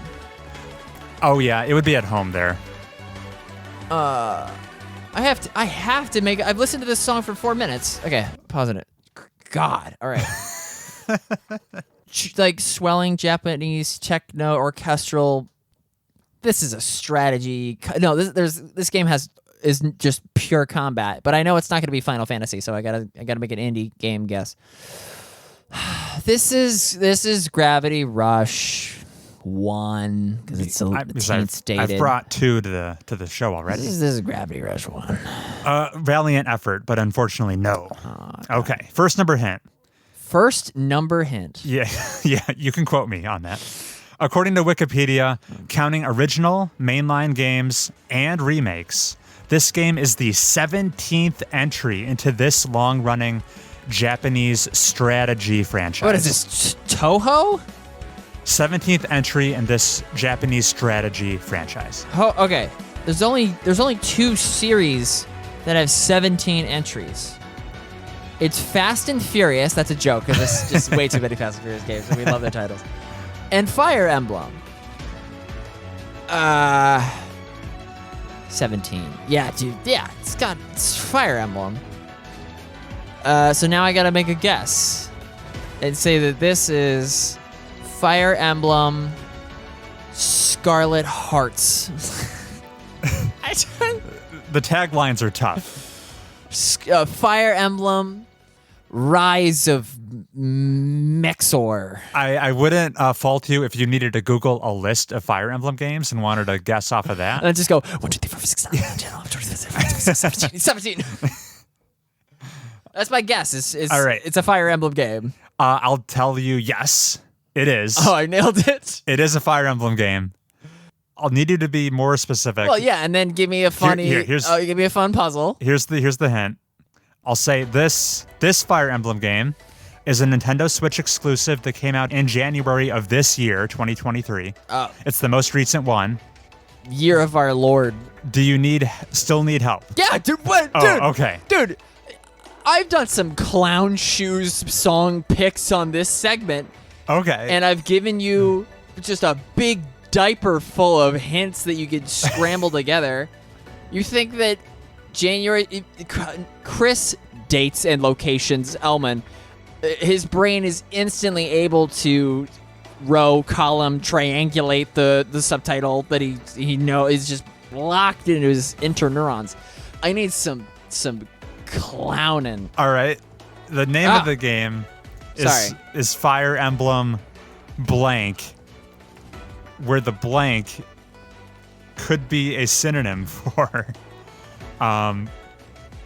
It's like a not an English word. No, it's totally English. Oh, okay. The Genesis. Fire Emblem blank, where the blank is a synonym for being engrossed. Being engrossed or occupied.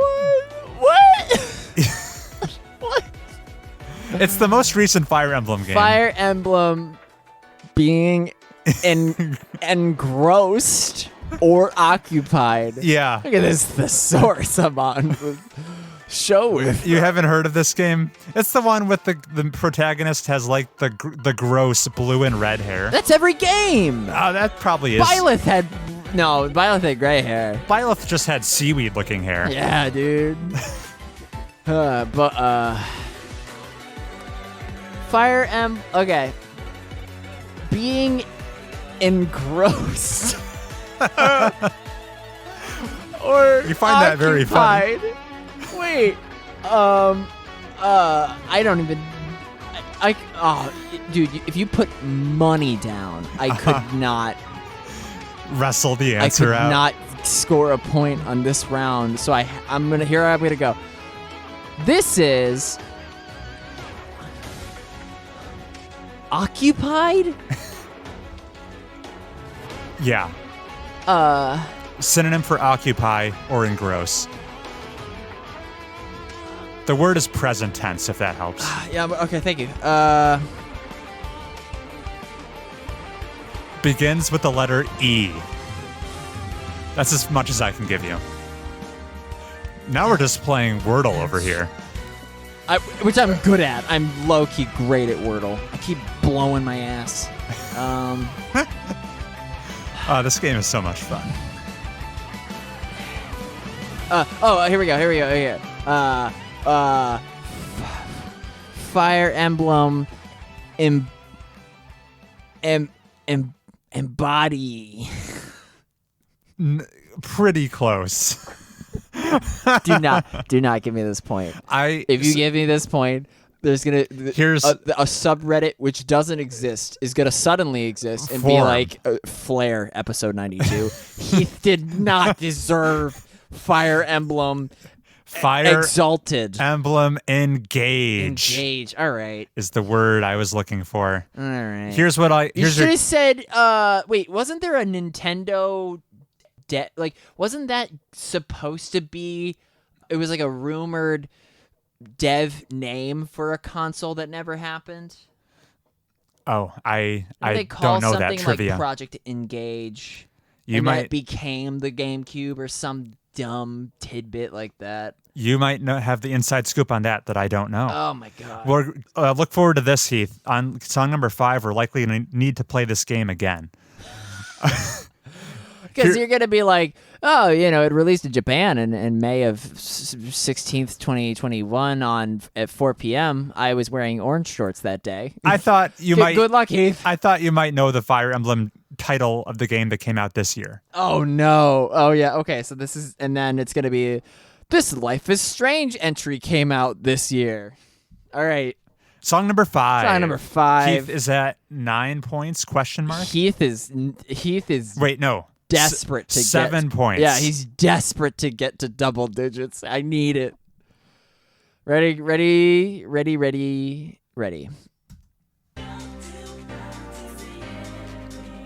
End of level 1. The Fitness Gram Pacer Test. Oh yeah, this could slot in right there. Come on, girl, show me what you got. All right. Heath's he felt so disengaged after song 4, but because this song is just giving him the Marky Mark funky bunch in his funky bunch, it's giving him, it's sending him.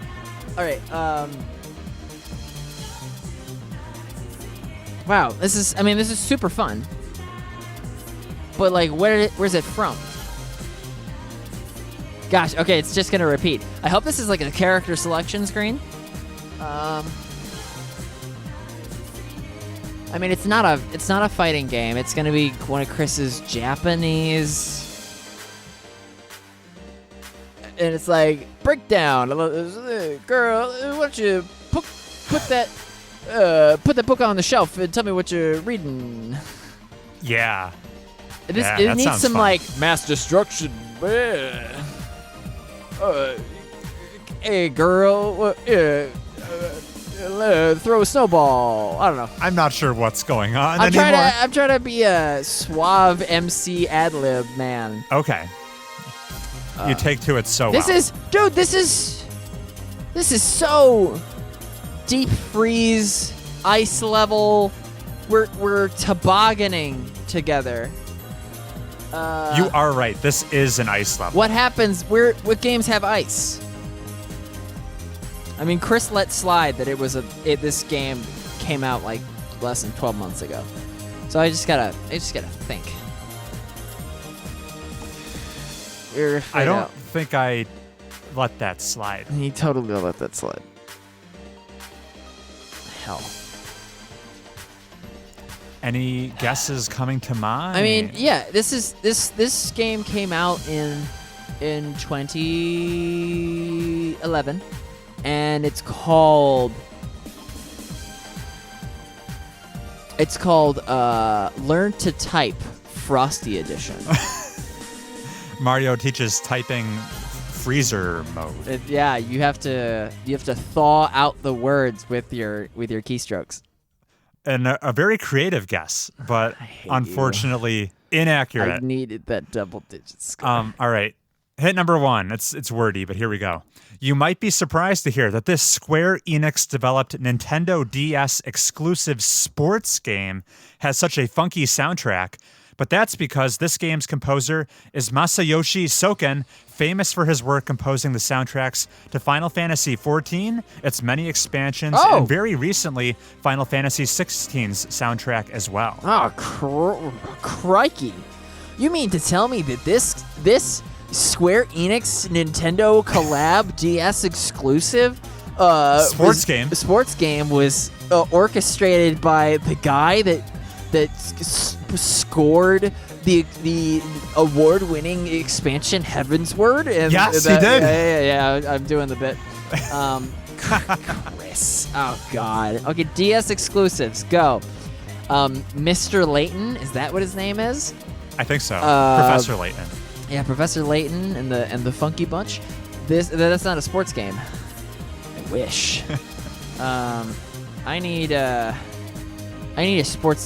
DS sports game? Yeah. What? This is song number 5. It needs to be a deep cut. Yeah, it sure does. Okay, so this is gonna be sports game. Okay. That just means it's something.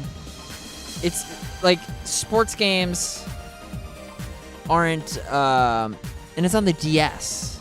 Right. So it's so hell, it might even be like one of those Osu things. That's not a sports game though. It's gonna be closer to like Windjammers. Oh gosh, I'm freezing in this sports game. Well, sports can be racing. No, that's you know. Oh, this is okay. DS sports. You're probably gonna need hit number 2. No, I got this, dude. Are you- Have faith. Okay. I'm transporting to my DS, which only had Pokemon Nintendogs, and that's the end of the list. DS sports game. Here we go. Ready? This is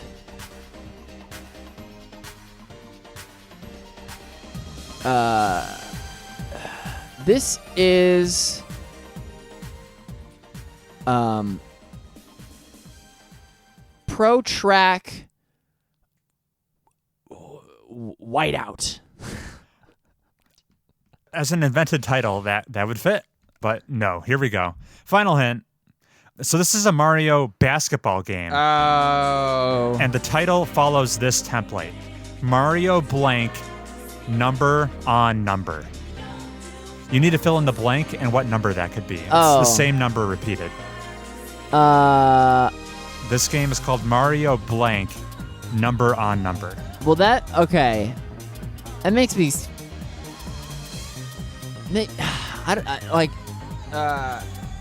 I wanted to say basketball, but I know there's no Mario basketball game. No, this is a Mario basketball Oh, game. that's why I wanted to say basketball because I heard it. But I wanted to say like Mario Sluggers. That's the baseball. Yeah. All right, so it's gonna be. It's not Mario Dunkers. It's not gonna be Slammers either. Wow. Basketball nouns include slam, jam, dunk. Those shoot. are all verbs. I'll give you a hint. This is a noun. This is a noun, not one of your verbs. It's a Heath. plural noun. Little grammar lesson in Mobius tubes. Hey, yeah. All our elementary, preschool kids are getting a big bonus lesson. This is. It's not gonna be Mario Ball or Strike. It's gonna be. It's a noun that is only relevant to basketball. Right, which is like. Oh. Well, no, you said like dribble is a verb. Yeah, it's not a verb. It's not a verb. All I can think of are verbs. Here we go. This is Mario Hustle 3-on-3. You have to get half a point here because you got the 3-on-3 right. Yeah, because it's basketball. And you got the first letter right. This is Mario Hoops 3-on-3. Mario Hoops. This is a song young Chris put a lot of hours into. Not a song. This is a game young Chris put a lot of hours into. Really? Really? Oh, man. And it's Square Enix developed. So there's a lot of guest characters like the White Mage from Final Fantasy and Cactar. I had no idea who these people were, but they were showing up in my Mario game, and I was here for it. Cactar's so dirty when he plays defense. He's just you get pins and needles in you. Well, Heath, let's a round of applause for Heath. I gave him some 7.5. 7.5. That's horrible. Tough songs. Gross, dude. Hopefully, you have some deep cut picks for me to flounder over. All right, you ready? I'm so ready. Put me in the guessing chair. Okay, here's song number 1. Heath's song number 1. Oh, man. This is a gift. This is a great song, though. Also funky. I might have struggled more with this had we not played this Jackbox party game last weekend at Andy's wedding. This is, I believe, from Jackbox Party Pack 5. This is Monster Seeking Monster. We're gonna give it to him, even though it's 4. Oh, is it really 4? Yeah, it's 4. It's like the only one in 4 that we really go back to. Okay. The reason this song is so good is because it fits in the lyrics. Let's cause some trouble because in this round all points are double. Like it's got such utility. Yeah. Listen to this next part. Yeah. It has form and function. It's so if only in like Nier Automata or Bayonetta it was like the weak point is the left knee or something. It's so needlessly high effort, this song. Yeah. Yeah, this is low key one of my top 2 favorite Jackbox games. Musics. Favorite Jackbox games. I really like Monster Seeking Monsters. You're right, because the rubber band mechanic. Yeah, the catch-up mechanic is well thought out and implemented. Good pick, Heath. Was this on your song selection before or after we played it last weekend? The date on that sound file was September 16th. To date the podcast here. All right, song number 2. Not too much to go on here. Definitely seems this is an intense game. Horror, thriller, very industrial. Oh, yeah. Things it could be. I'm picturing the Resident Evil franchise. Yeah. Horror. I'm picturing a weird oddball game called Thumper, which is a music rhythm game, but it's called like the pitch for Thumper was it's like I'm blanking on the exact term they used. It's supposed to be like a horror rhythm game Oh. where Oh, because it mimics like the beat of your heart. Like, possibly I think the soundtrack is supposed to be unnerving and intense. oh.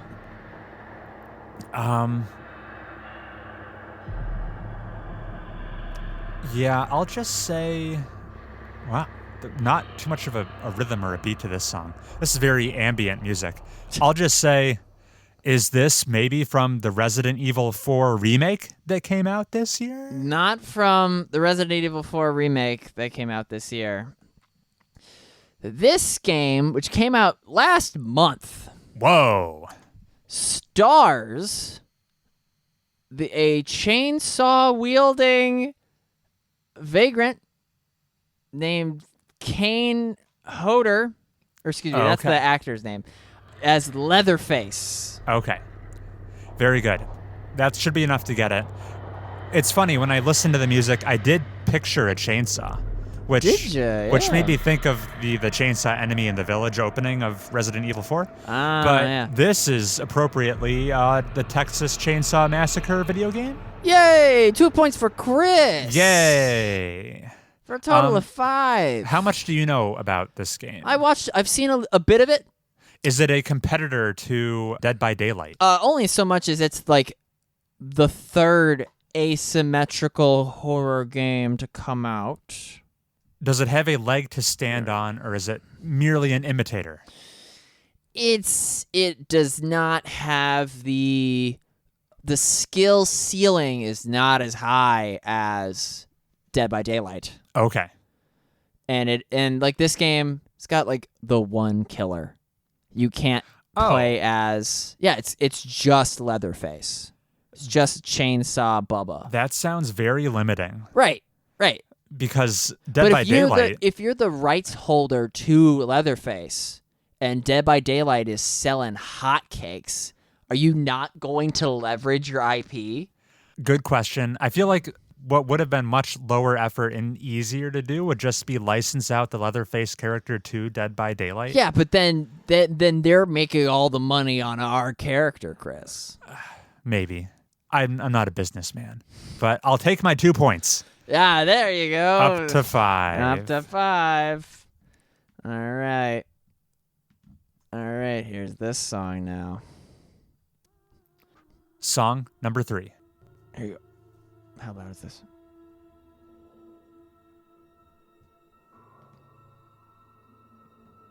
Okay. Starting off kind of ethereal. Quiet. Maybe Heath has Halloween on the brain. I mean, I just ran out of bangers, so I'm either doing. It's just a smattering of like, this song's related to our Vermont trip. This song is a game that came out less than a month ago. Sure. I'm in the grocery store and I'm grabbing like the first thing I see rather than like the Chef Kiss baked beans. Right. Lots of strings going on. I would guess more of a historical setting in this one. Something a bit old-timey, maybe. So you say. Yeah, this is me purely speculating. I will guess that this song is from Hunt Showdown. What platforms can the kids play Hunt Showdown on, Chris? Definitely on PC, maybe modern consoles. You know Hunt Showdown. Yeah. What's what? Yeah. It's a niche multiplayer game. Yeah.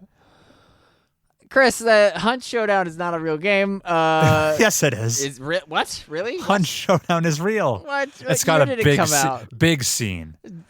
Within the past 3 to 4 years. Oh, you're totally right. Yeah, I'm not. Oh. This isn't a Mario teaches. Oh, it's the typing latest guess. Crytek game. Yeah. When they were done making Crisis. Right, that's correct. They made Hunt Showdown. Yeah. Oh. Who'd have thought? Who'd have thought? Chris, your first hint. This co-op first-person shooter was released in spring, summer 2018. You follow the heroes of Uberschreik against the Skaven hordes of the clan Fester and their new allies, the Rotbloods. All right, you gave me a lot of useful information there. This is probably Warhammer Vermintide 2. It's correct! Thank you. Yeah. Release dates are very helpful for me.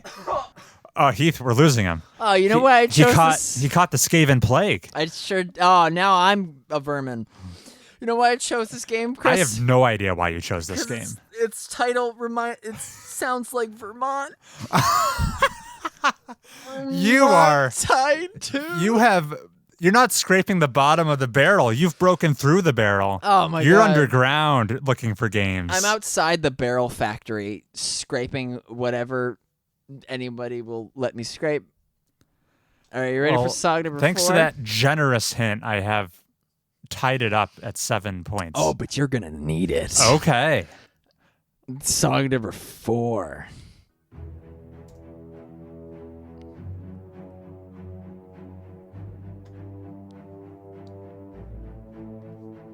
Dramatic. Oh, yeah. Tension mounting. I have fantasy vibes, but that could be misplaced. This sounds vaguely familiar. It's very soundtrack music, epic score. Well, I've already done all the bangers, Sure, so yeah. now I'm just toying with you. Makes sense. That's fun in its own right.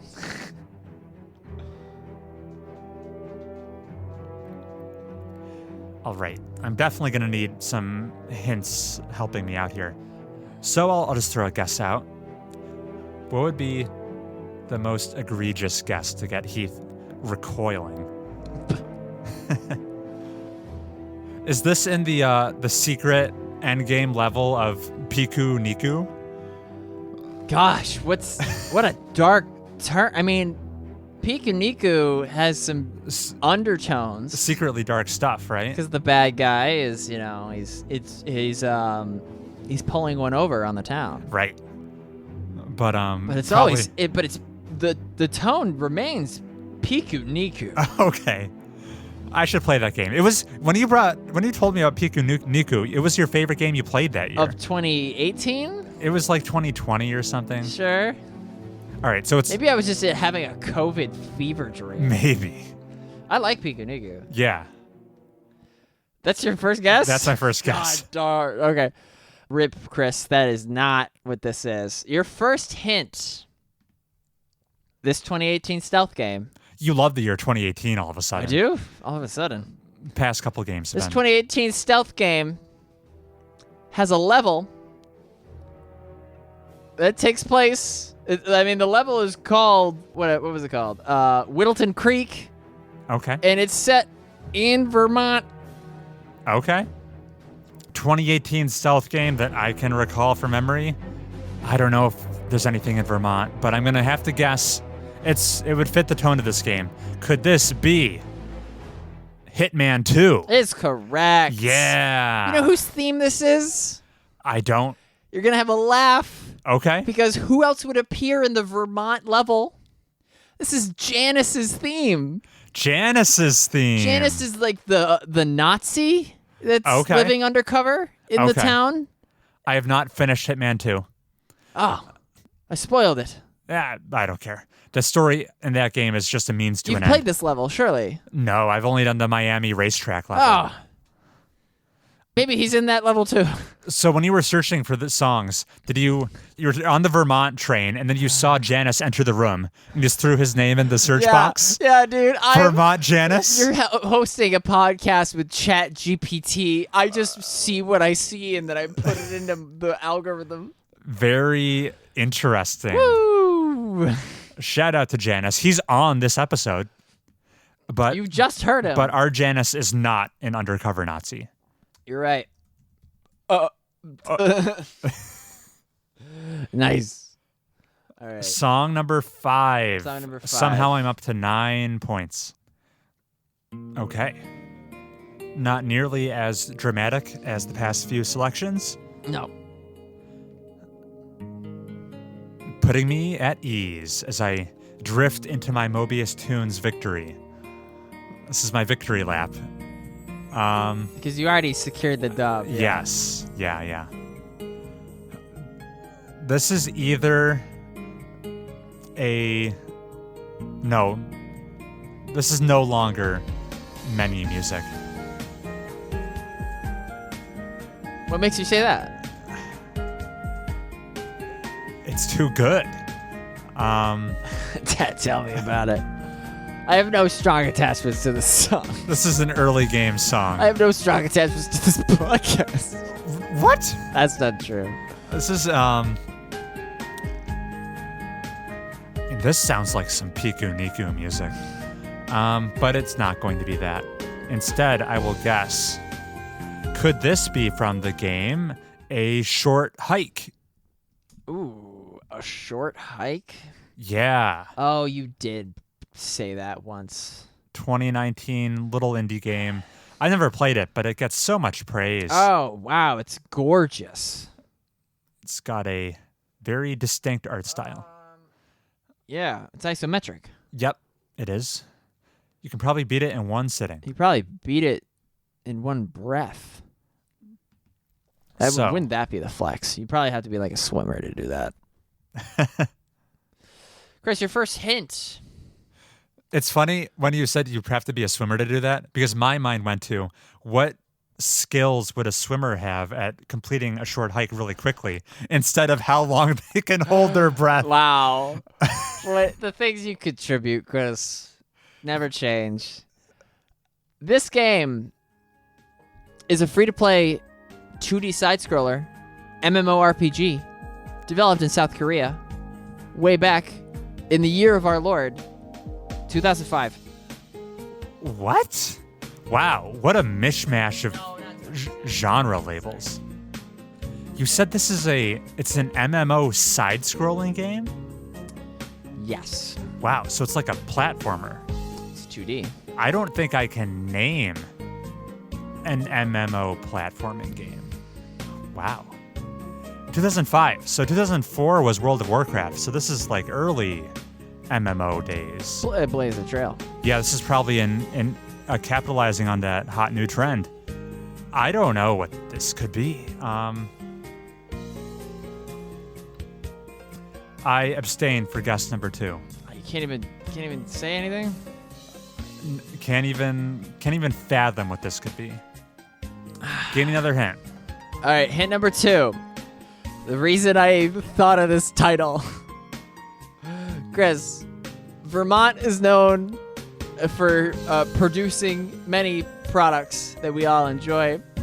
Vermont remains the top producing state Oh my gosh. for maple syrup. Could this game be? Oh, is it called Maple Story? It's correct. Oh my god. I pulled that name out of the ether. I can't picture what Maple Story looks like. It looks like Neopets. Okay. Is this like, would you play this in a browser? Is this a Flash game?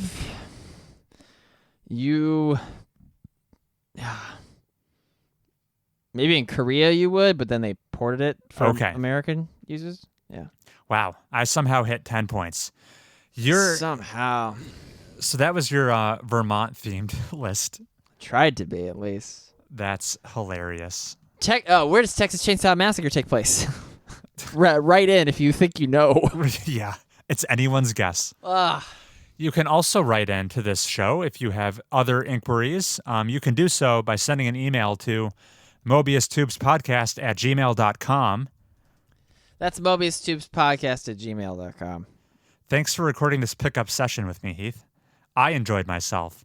It seemed to cause you some level of anguish, but I appreciate it. That's the mark of any good episode. Yeah. Fun time as always. Thanks for tuning in, everybody. Hey, Justin, we will answer your email next episode. Count on it. Stay tuned, J-Dog. All right, and that's a wrap. Go home. I'll see you next time. Bye.